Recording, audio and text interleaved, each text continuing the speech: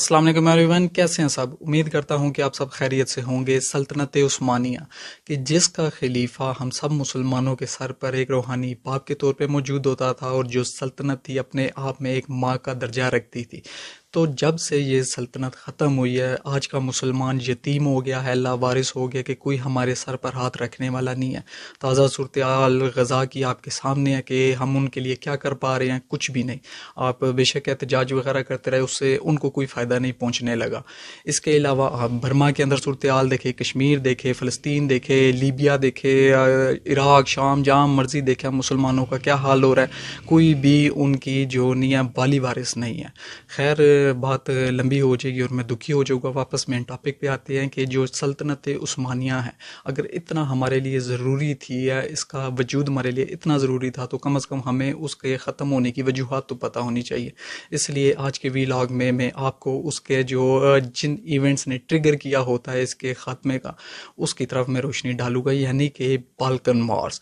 بالکن crisis. تو یہ جو بالکن وارز ہے، ان کو سٹارٹ کرنے سے پہلے ہم یہ دیکھتے ہیں کہ یہ شروع کیوں ہوتی ہیں۔ اس ریجن کو ہم دیکھتے ہیں جو بالکن کا ریجن ہے، تو یہ ریجن، اس کو ہم یورپ کا پاؤڈر کیک کہتے تھے، یعنی کہ آپ سادہ لفظوں میں سمجھے کہ ابلتا ہوا لاوا تھا جو کسی بھی وقت پھٹ سکتا تھا، اور ایسا ہی ہوا۔ اکتوبر 1912 میں بالکن وارز شروع ہو جاتی ہے۔ تو یہ اس کو کہتے کیوں تھے پاؤڈر کیک یورپ کا؟ کیونکہ یہاں پر جو ایک ایتھنیسٹی ہے یورپ کے لوگوں کی، سلاوز پیپل، جو سب سے بڑا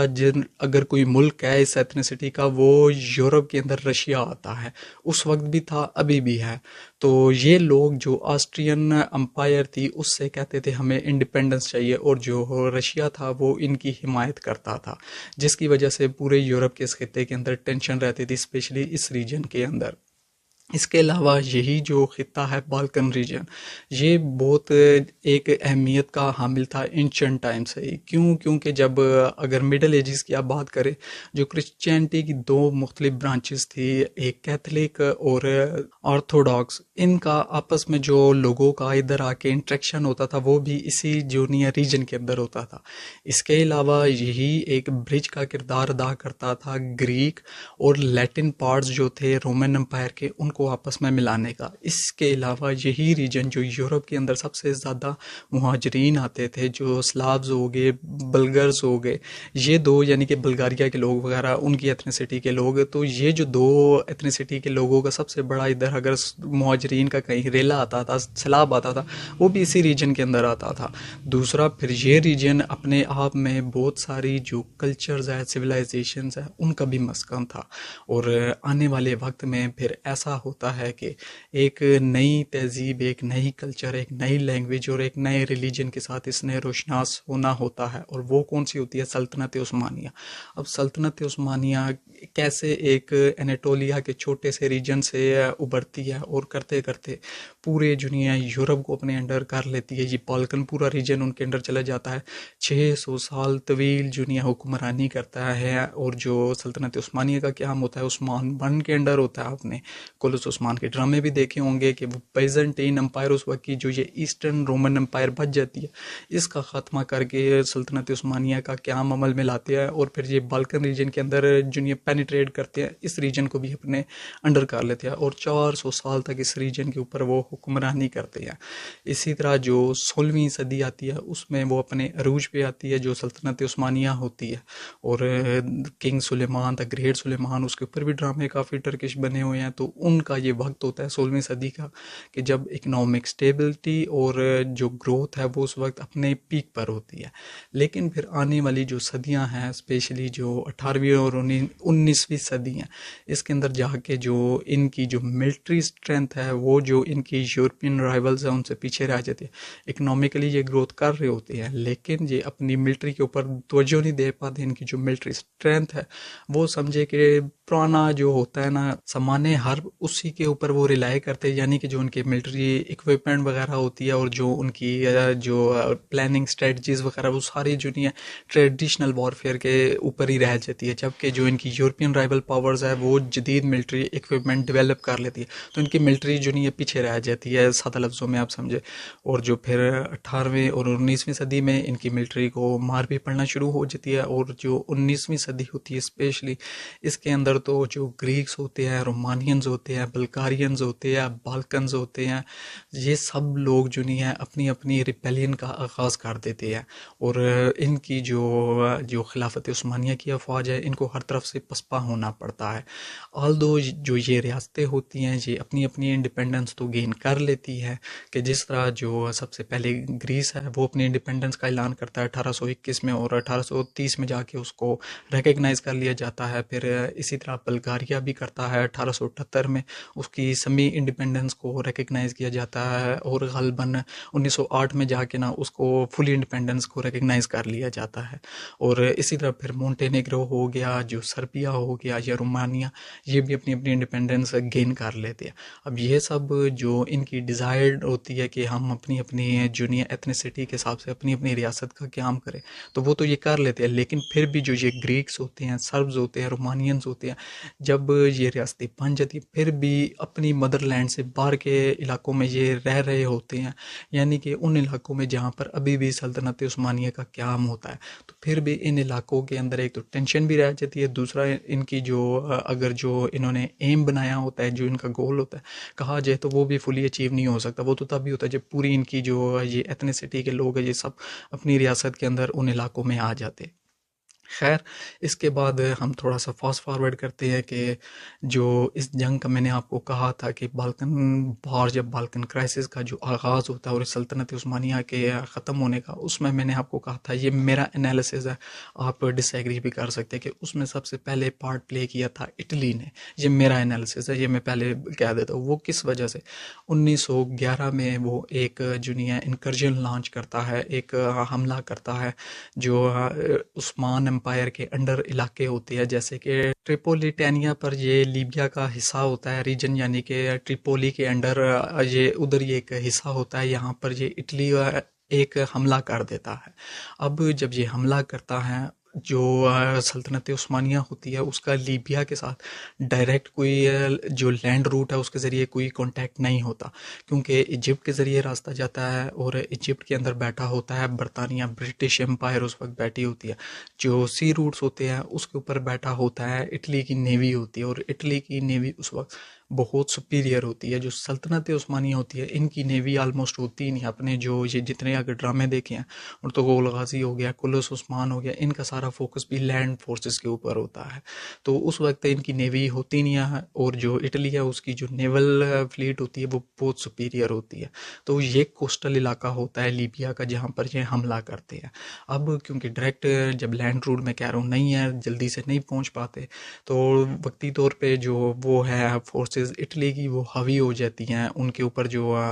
سلطنت عثمانیہ کی فورسز ہوتی ہیں. پھر جو نہیں ہے انور پاشا اور مصطفیٰ کمال ہے، یہ جو نہیں ہے ڈسگائز کی صورت میں، یعنی کہ اپنا روپ بدل کے انڈر کور کے طور پہ جو علاقہ ہے الیگزینڈریا ایجپٹ کا، اس زمینی راستے سے یہ فیصلہ کرتے ہیں کہ ادھر جائیں گے لیبیا، اور جہاں پر ریبیلین کو پھر سے یعنی کہ کریں گے ان کی فورسز کے اگینسٹ لوگوں کو، یعنی کہ اکٹھا کر کے ایک نئی انکرجن کا آغاز کریں گے اور ان کو شکست دیں گے. اور یہ اسی طرح کرتے ہیں، یہ ان علاقوں میں جاتے ہیں اور جو اٹلی کی فورسز ہے اس کے اوپر یہ حاوی ہونا شروع ہو جاتے ہیں. لیکن اٹلی کیا کرتا ہے اس کے بعد جا کے، وہ جو آئی لینڈز ہوتے ہیں ڈوڈے کینیز، ان کے اوپر یہ جو ڈوڈے کینیز آئی لینڈ ہوتے ہیں ان کے ذریعے، یعنی کہ ان کے اوپر اپنی نیوی کے ذریعے وہ حملہ آور ہو جاتا ہے. اب میں نے آپ کو پہلے ہی بتایا کہ جو سلطنت عثمانیہ ہیں ان کے پاس کوئی اپنی یعنی کہ نیوی اس وقت اسٹیبلش نہیں ہوئی ہوتی، تو یہاں پر انہیں مار پڑتی ہے. اور اس چیز کو وہ یوز کرتے ہوئے ان کو ٹیبل ٹاکس پہ لے کے آتا ہے جو یہ سلطنت عثمانیہ کے آفیشلز ہیں،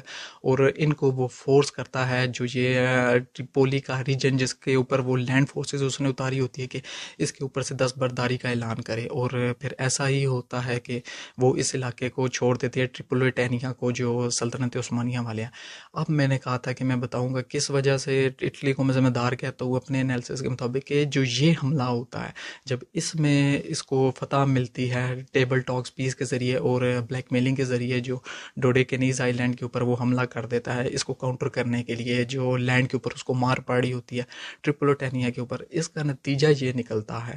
جو یہ بالکن سٹیٹس ہوتی ہے، جو سربیا، مونٹینیگرو، گریس اور بلغاریہ، یہ دیکھتے ہیں کہ اگر یہ اٹلی ایک اکیلی ریاست اس کے اوپر کامیاب ہو گئی ہے اس طرح کے حملے کے بعد سلطنت عثمانیہ کو شکست دینے میں، اس کا مطلب اگر ہم ایک الائنس بنا کے حملہ کریں تو ہم بھی جیت سکتے ہیں، اور وہ بالکل ایسے ہی کرتے ہیں۔ بات آتی ہے 1912 کی، کیونکہ یہ 1911 کا میں نے آپ کو بتایا حملہ کیا ہوتا ہے اٹلی نے، تو یہ اس کی بنیاد ڈال دیتا ہے۔ اب 1912 میں الائنس ہوتا ہے، پہلے ایک treaty of friendship and alliance جو سربیا ہے اور بلغاریہ ان کے درمیان، جن کا مقصد یہ ہوتا ہے کہ کوئی بھی ایک فورن یعنی کہ جو نان بلکن فورن فورس ہے اس کے حملے کی صورت میں مل کے ہم اس کے اگینسٹ ملٹری کا آپریشن کریں گے۔ اسی طرح پھر جو ہے جا کے یہ مئی 1912 میں ہوتا ہے، پھر جو نہیں ہے اس کے بعد مارچ 1912 میں سملر قسم کا ایگریمنٹ ہوتا ہے بلغاریہ اور گریس کے بیچ میں، اس میں بھی یہی ہوتا ہے کہ مل کے جو نہیں ہے ہم فوجی چڑھائی کریں گے کسی بھی جو نہیں ہے نان بالکن جو ٹروپس ہے اس کے اگینسٹ۔ خیر جو ہوتا ہے نا پہلا معاہدہ کہ جس طرح یہ سربیا اور ہنگری کا، اس میں وہ یہ جو ان کا پوائنٹ زیادہ تر یہ ہوتا ہے جو بعد میں ان کے بیچ میں آپس میں تلخیوں کا باعث بنے گا، اور بالکن وار 2 کا جو آغاز ہوگا وہ میں اینڈ میں جا کے آپ کو تھوڑا اس کو کا بتاؤں گا اور الگ ویلاگ میں بناؤں گا جو وار 2 ہوگی جو بالکن وار سیریز کی،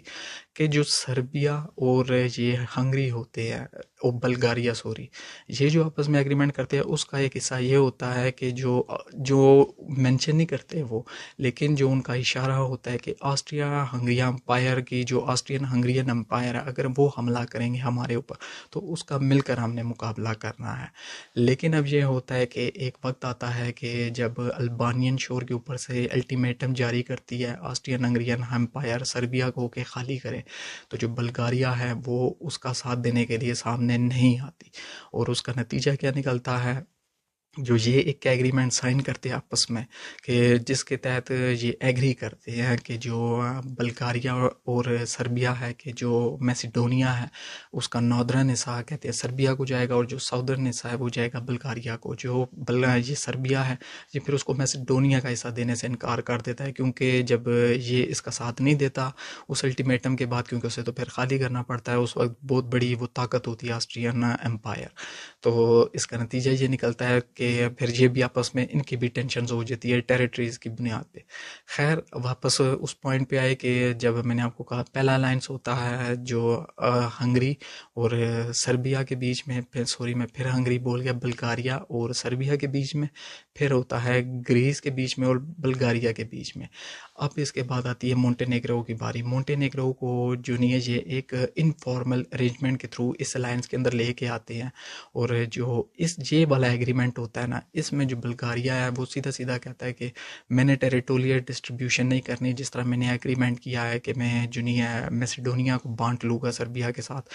مل کے لڑنے کے بعد جیتنے کی صورت میں، وہ کلیئر کٹ اس سے انکار کر دیتا ہے۔ اس کا کیوں ہوتا ہے؟ کیونکہ یہ جو ایگریمنٹ ہوتا ہے انفارمل ارینجمنٹ ہوتا ہے یہ ہوتا ہے بلغاریہ اور گریس کے درمیان میں، اس کے بعد ایگریمنٹ ہوتا ہے، یہ ارینجمنٹ ہوتی ہے، پھر جو ایگریمنٹ ہوتا ہے ٹریٹی سمجھ لے آپ ہوتی ہے وہ سائن ہوتی ہے، جو ایگریمنٹ ہوتا ہے وہ سربیا کے ساتھ ہوتا ہے مونٹینیگرو کا۔ تو اس طرح سے اس کو کر کے یہ لے کے آتے ہیں انفارمل ارینجمنٹ اور ایگریمنٹ کے نتیجے میں اس الائنس کے اندر جو بالکن لیگ بنتی ہے، ایگزیکٹلی جو لفظ ہے جو بالکن لیگ جو بنا رہے ہوتے ہیں اس کے اندر مونٹینیگرو کو بھی لے آتے ہیں۔ پھر کیا ہوتا ہے کہ جو کچھ وقت گزرتا ہے اس کے بعد اب باری آ جاتی ہے کہ جنگ کے اعلان کی باری آ جاتی ہے، اور مونٹینیگرو وہ پہلا ملک ہوتا ہے جو 8 اکتوبر کو جنگ کا اعلان کر دیتا ہے، ڈکلیئر کر دیتا ہے آل اعلانیہ جنگ جو اس میں خلافت عثمانیہ ہے اس کے اگینسٹ۔ پھر 13 اکتوبر کو جو ہے الٹیمیٹم جاری کرتے ہیں گریس، سربیا اور بلغاریہ، جو اعلان یعنی کہ جنگ کا الٹیمیٹم دیتے ہیں، اور وہ بھی پھر 18 اکتوبر کو جا کے آفیشلی جنگ کا آغاز کر دیتے ہیں۔ اب جو سلطنت عثمانیہ ہے اس کو سب سے بڑی مار پڑنے کی وجہ ایک یہ بھی ہوتی ہے کہ جو اس وقت نفری ہوتی ہے وہ انیشلی لیول پر بہت چھوٹے پیمانے پر جو نہیں ہے ان کا مقابلہ کرنے کے لیے سامنے آتی ہے۔ وہ کیسے کہ 12,000 کے قریب قریب جو سلطنت عثمانیہ کا جو فرمان جاری ہوتا ہے کہ جتنے یعنی کہ سولجرز نے اس لڑائی میں حصہ لینا ہے وہ تقریباً 12,000 آفیسرز بنتے ہیں. جو دوسرے رینک اینڈ فائل والے ہوتے ہیں وہ تقریباً 3,24,000 کے قریب بنتے ہیں. اس کے علاوہ جو پھر مشین گنز کی باری آتی ہے تو وہ تقریباً 338 بنتی ہے. اس کے علاوہ جو جانوروں کی تعداد ہوتی ہے کہ کتنے اینیملز نے پارٹیسپیٹ کرنا ہے تو وہ تقریباً کوئی 47,960 بنتی ہے. جو آرٹلری ہوتی ہے اس کے علاوہ وہ ہوتی ہے کہ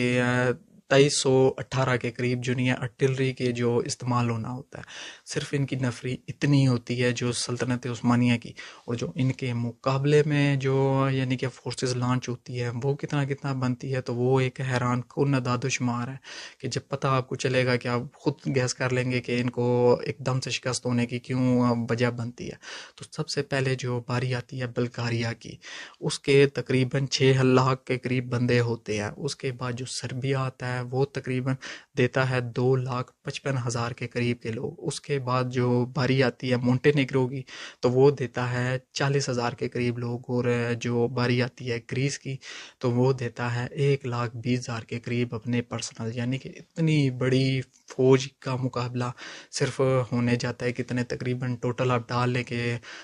کتنے بن رہے تھے، 4,00,000 بن رہے تھے، اور ان کے مقابلے میں جتنوں نے لڑنا ہے وہ کتنی بنی ہے آپ میتھ کریں تو کتنی زیادہ بن جاتی ہے. اس کے بعد ایک چیز یہ بھی ہے کہ جو گریس ہوتا ہے اس کی آرمی اتنی زیادہ بڑی نہیں ہوتی ہے، لیکن پوری جو بالکن ریجن ہے اس کے اندر ایک جو گریس ہوتی ہے یہی ایک کنٹری ہوتی ہے جس کے پاس نیول فلیٹ ہوتی ہے، نیول فورس ہوتی ہے. اور سلطنت عثمانیہ اس کے پاس تو نیوی میں نے آپ کو بتایا تھا کوئی اس طرح کی ڈیولپ ہوئی نہیں ہوتی. اس لیے جو گریس ہوتا ہے یہ بہت امپورٹنٹ کردار ادا کرتا ہے. یہ بھی وجہ ہوتی ہے سلطنت عثمانیہ کو بہت بری طرح مار پڑتی ہے کیونکہ جو یہ نیول ہوتی ہے اس کی گریس کی یہ اس چیز کو یقینی بناتی ہے کہ کسی بھی طریقے سے سمندری راستے سے ایشیا کے ذریعے، آپ کو پتہ ہوگا کہ جب بالکل ہی سلطنت عثمانیہ کو ٹکڑے کرنے کا پلان بنا لیا گیا تھا ہمارے ہاں جو نہیں ہے خلافت کی تحریک کا آغاز ہوا تھا، خلافت بچاؤ تحریک کا، تو اسی طرح ان کو یہ خطرہ ہوتا ہے. اور گریس والے کی نیوی یہ بات یقینی بناتی ہے کہ جو سلطنت عثمانیہ کی جو افواج ہے وہ ری انفورسمنٹ کے طور پہ سمندری راستوں سے کہیں ان علاقوں میں نہ پہنچے جہاں پہ جنگ یعنی کہ شروع ہو چکی ہے وار زون میں. تو اس طرح ان کی فورسز بھی وقتی طور پہ نہیں پہنچ سکتی، اور شروع میں جو فورسز ہوتی ہے وہ ہوتے ہی کام میں جو سلطنت عثمانیہ کی. اور آپ کو پتہ ہے جو پہلا ہوتا ہے نا کہ ایک دم سے جو پری ایمپٹیو اٹیک ہوتا ہے یا خود سے بنا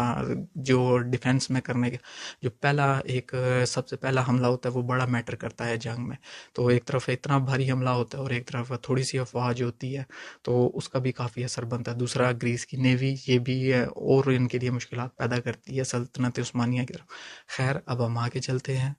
جو بلغاریہ اور سربیا ہے ان کا پہلے فوکس رہتا ہے میسیڈونیا کی طرف، پھر جو اسے اگلا جو بیٹل فیلڈ بنتا ہے وہ بنتا ہے تھریس. تھریس کیونکہ یہاں پر ایک سلطنت عثمانیہ کا آپ سمجھے کہ سب سے مضبوط قلعہ ہوتا ہے. یہ ایک علاقہ ایک ریجن جس کو ایڈرینوپل کہتے ہیں. تو یہ جو ایک جگہ ہوتی ہے اس کے اوپر یہ دونوں مل کے جو بلغارین سیکنڈ آرمی اور سربیا کی سیکنڈ آرمی ہے یہ اس کا سیج کر لیتے ہیں یعنی کہ محاصرہ کرتے ہیں. اور یہاں پر بالآخر یہ جو سلطنت عثمانیہ کی فورسز ہیں ان کو شکست دینے میں کامیاب ہوتے ہیں. اور یہ جو سٹی ہوتی ہے یہ جو ریجن ہوتا ہے ایڈرینوپل یہ اپنے آپ میں اتنی اہمیت رکھتا ہوتا ہے کہ جنیا یہ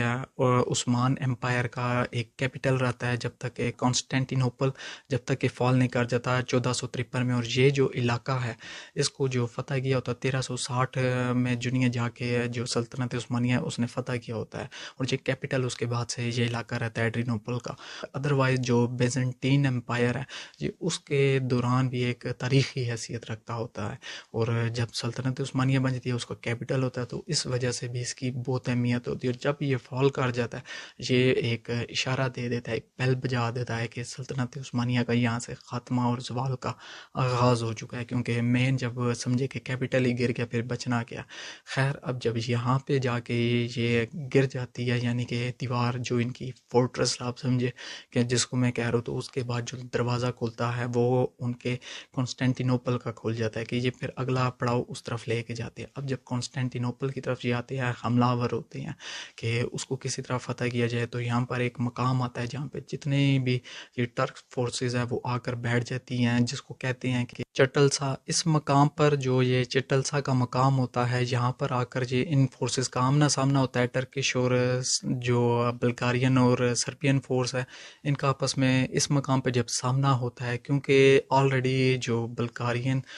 فورسز اور جو سربین ہے یہ اور فرنٹس پہ بھی لڑ رہی ہوتی ہیں، تو ان کی فورسز ڈیوائڈ بھی ایک تو ہو جاتی ہے، دوسرا ان کو بھی ایگزاسٹ یعنی کہ تھوڑی بہت ہوتی ہے ان کی فورسز، جس کی وجہ سے یہ حملہ یہ ناکام کر دیتے ہیں ٹرکش فورسز۔ تو جب یہ حملہ ناکام ہوتا ہے، اس کے بعد جو یہ دونوں طرف کی فورسز ہے وہ ٹرنچ وارفیئر میں کنورٹ ہو جاتی ہے، جو خندق والی یعنی کہ سمجھے کہ یہ اس طرف جنگ کی طرف چلے جاتے ہیں، خندق کھود کے جو جنگیں لڑی جاتی ہیں۔ تو اسی دوران جو ویسٹرن فرنٹ ہے، سربین فورسز ہے، جو ٹرکش فورسز کا ایک حصار ہوتا ہے اس کو بریک کرنے میں کامیاب ہو جاتی ہے، اور وہ کومنوو کو جو علاقہ ہے وہاں پر جو نہیں ہے آگے بڑھ جاتی ہیں جو سربین فورسز ہے، جو سلطنت عثمانیہ کی فورسز ہیں ان کو ہرا کر۔ اب جب وہ ویسٹرن فرنٹ ادھر کومنوو کے علاقے سے آگے بڑھتی ہیں تو وہ پھر وہاں پر رکتی نہیں ہیں، اس کے بعد وہ میسیڈونیا کی طرف جاتے ہیں، اس کے بعد کوسوو جاتے ہیں، پھر البانیا جاتے ہیں، اور پھر کرتے کرتے جو ایڈریاٹک کوسٹ ہوتی ہے دسمبر تک یہ وہاں تک یعنی کہ فتح کرتے جاتے ہیں جو یہ سربیا کی فورسز ہے۔ اس کے علاوہ جو بلغاریہ کی فورسز ہوتی ہیں ان کا جو سب سے بڑا بیٹل یعنی کہ اپنے طور پہ سنگل جو طور پہ ان کی آرمی لڑتی ہے وہ کرک کلیسی ایک علاقہ ہے وہاں پہ لڑتی ہے، اور ایک لیول برگاس۔ ان دو علاقوں میں جو ہے بلغاریہ ان کی فورسز کو فتوحات ملتی ہے، اور یہ سب سے بڑی ان کی لڑائی لڑی جاتی ہے خلافت عثمانیہ کی فورسز کے ساتھ سنگل طور پہ، سنگل آرمی کے طور پہ۔ اور پھر جو ہے گریس ادھر سے حملہ آور ہوتا ہے، اور جیا نزا وہاں پر ان کا جو نہیں ہے بیٹل گراؤنڈ بنتا ہے سلطنت عثمانیہ کی فورسز کے ساتھ، اور جو ان کے اس وقت کے کانسٹینٹین وہ اس کو یعنی کہ لیڈ کرتے ہیں، اور غالباً 8 نومبر کو جا کے ان کو یہ جو نہیں ہے فتوحات ملتی ہے اس علاقے میں، اور جو اس کے نتیجے میں جو تھیسالون کی ایک کوسٹل علاقہ ہوتا ہے بہت امپورٹنٹ ہوتا ہے وہ ان کے ہاتھ میں گر جاتا ہے جو گریس والوں کے۔ اور اس کا نتیجہ کیا نکلتا ہے، جو تھا میں نے آپ کو کہا کہ بلغاریہ اس نے یہ سوچا ہوتا ہے کہ یہ جو علاقہ ہے جو میسیڈونیا کی طرح یہ بھی یہ اپنے انڈر کر لے گا، لیکن جب اس کو یہ خبر ملتی ہے ان کے کمانڈر کو کہ جو نہیں ہے یہ علاقہ تو گریس نے یعنی کہ جیت لیا ہے، تو وہ فوراً اپنی ڈویژن بھیجتے ہیں، بٹالینز کو بھیجتے ہیں اس علاقے کی طرف روانہ کرتے ہیں، لیکن وہ ایک ہفتے بعد جا کے یہاں پر پہنچتی ہے، تب تک جو گریس ہے وہ اس علاقے کے اوپر بیٹھ چکا ہوتا ہے، وہ اس کو یعنی کہ فتح کر چکا ہوتا ہے۔ پھر اس کے بعد جو نہیں ہے ایک اور جو نہیں ہے ویسٹ کی طرف جو فرنٹ کھولتا ہے گریس دوبارہ، وہ بزانی کے مقام پہ کھولتا ہے، اور یہاں پر بھی حالانکہ اس کی فورسز کم ہوتی ہے لیکن جو سلطنت عثمانیہ کی فورسز آلریڈی کم ہوتی ہے اور مختلف فرنٹس پہ وہ پہلے لڑ رہی ہوتی ہے اور ایگزاسٹ ہو چکی ہوتی ہے، کیونکہ بہت ساری جگہ پہ ان کو پسپا بھی کر دیا جاتا ہے، تو آؤٹ نمبر ہونے کی بجائے کے باوجود انیشیلی جو گریس ہے جو بزانی کا علاقہ ہے اس کے اوپر بھی فتح کر لیتا ہے۔ اس کے بعد جو آتی ہے باری مونٹینیگرو کی، تو مونٹینیگرو اپنے طور پہ اب ایک حملہ کرتا ہے نووی بازار میں، اور جو یہ پھر ہوتا ہے اس کا جو نادرن ٹاؤن ہوتا ہے البانیا کا سکاتری، اس کا یہ محاصرہ کر لیتا ہے مونٹینیگرو۔ اب اس کے بعد جو نہیں ہے جو سلطنت عثمانیہ ہوتی ہے یہ گریک کے علاوہ ان باقی جو 3 ہوتے ہیں یہ سربیا، مونٹینیگرو ہو گیا، اور تیسرا جو بلغاریہ ہے اس کے ساتھ جو نہیں ہے کر لیتا ہے امن معاہدہ سیز فائر یعنی کہ کر لیتا ہے، لیکن جو گریک ہوتے ہیں یہ اپنے آپریشنز کو کنٹینیو رکھتے ہیں، اور اسی دوران جو ہے جو سلطنت عثمانیہ کا جو ہولڈ ان علاقوں میں رہ جاتا ہے بالکن ریجن میں، وہ ایک جنینا میں رہ جاتا ہے، دوسرا ایڈرینوپل میں ہوتا ہے، اور جو تیسرا ہے وہ جس کا مونٹینیگرو نے محاصرہ کر لیا ہے سکاتری، ان 3 علاقوں میں رہ جاتا ہے۔ اب جب ان 3 علاقوں میں جو آلریڈی بسیجڈ ہیں ان کے ارد گرد محاصرہ یہ ان جو فورسز ہے یہ انہوں نے کیا ہوا ہے جو بالکن فورسز ہے، تو اسی دوران جو سلطنت عثمانیہ ہے اس کے اندر ایک کو ہوتا ہے 1913 میں، تو یعنی کہ 1 سال بعد ہی ہو جاتا ہے، جس کے نتیجے میں ایک ینگ ٹرک گورنمنٹ آ کے دنیا پھر نظام کو سنبھالتی ہے، اور وہ یہ جو معاہدہ ہوتے ہیں کہ جن کے ذریعے یعنی کہ سیز فائر وغیرہ ان کو ماننے سے انکار کر دیتی ہے، اور وہ اپنی جو مزاحمت ہے اس کو کنٹینیو کرنے کا اعلان کرتی ہے۔ لیکن اس کوشش کے باوجود بھی جو یہ علاقے ہیں جو بالآخر ترک سے نکل جاتے ہیں، اور جس طرح یہ جو تھا جنینا یہ ایک چلا جاتا ہے گریک کے پاس 6 مارچ کو، اور جو ایڈرینوپل ہوتا ہے وہ بھی فال کر جاتا ہے بلغاریہ کے پاس جو 26 مارچ کو۔ اس طرح یہ علاقے بھی جو ترک ہیں ان سے نکل جاتے ہیں، ایون دو کو ہو چکا ہوتا ہے اور مزاحمت دوبارہ سے شروع ہو چکی ہوتی ہے۔ پھر اس کا کیا نتیجہ نکلتا ہے کہ 13 مئی کو جنیا جا کے پیس ٹاکس ہوتی ہے، 1913 کو 13 مئی 1913 کو لندن پیس نیگوسیشنز ہوتی ہے، جو پریلیمنری ٹریٹی ایک ہوتی ہے جو پیس نیگوسیشن کے سلسلے میں جو بالکن الائز ہے اور خلافت عثمانیہ ہے امن کے لیے۔ تو یہ جو ٹریٹی ہوتی ہے سمجھے کہ اس جو بالکن وار 1 ہے اس جنگ کا اختتام کرتی ہے، لیکن جو یہ بنیاد رکھ دیتی ہے بالکن وار 2 کی، جس کا میں اوپر وی لاگ بناؤں گا، وہ کس وجہ سے یہ بنیاد رکھتی ہے؟ کیونکہ جو بلغاریہ ہوتا ہے میں نے آپ کو بتایا کہ وہ شروع میں ہی خوش نہیں ہوتا، کہ اس کے اور سربیا کے پہلے حالات بگڑ چکے ہوتے ہیں، لیکن اب جو گریس ہوتا ہے کیونکہ اس نے یہ جو ایک پورٹ کا علاقہ ہے ٹیسالونیکی، اس علاقے کو بھی اپنے قبضے میں کر لیا ہے، جبکہ یہ والا علاقہ ہے اس کے اوپر بلغاریہ دعوے دار ہوتا ہے، ایون کہ اس کو خبر میں مل چکی ہوتی ہے کہ جو گریس ہے ٹیسالونیکی کے اوپر اس نے یعنی کہ اس کو فتح کر لیا، پھر بھی وہ اپنی جو فورسز ہیں ان کو روانہ کرتا ہے، 1 ہفتے بعد پہنچتی ہے۔ تو جو